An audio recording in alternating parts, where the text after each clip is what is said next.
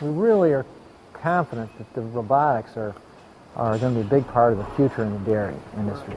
What we're able to accomplish with the robot now is we can get more than 3 milkings with the same labor we were using for twice a day milking.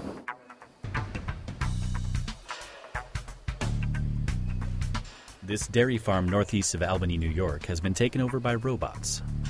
The Borden family, which has farmed this land since 1837, invested about $1.2 million on the robots and their milking facility. But the farmers here couldn't be happier.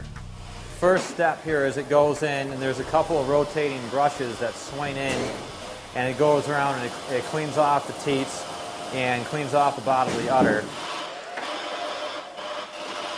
And then the lasers take over. There's 3 levels of lasers, and it's actually rescanning the udder and looking for the teats again. And the computer has a general idea of about where they are.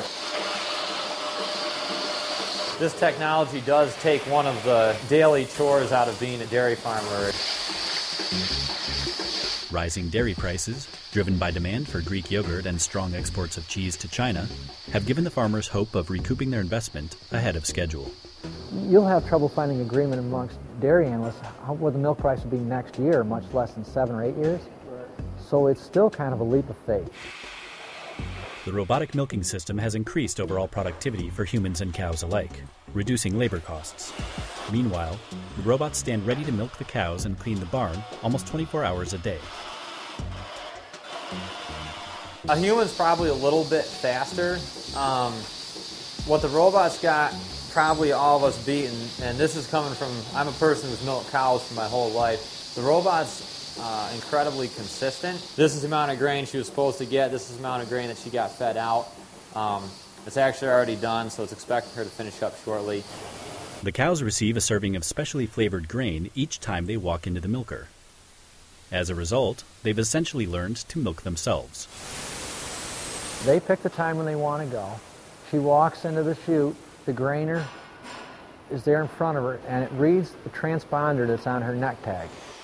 In contrast to a traditional milking parlor, the Bordens say the robots allow them to spend more time actually interacting with the herd, instead of spending their day focusing on the underside of the cows.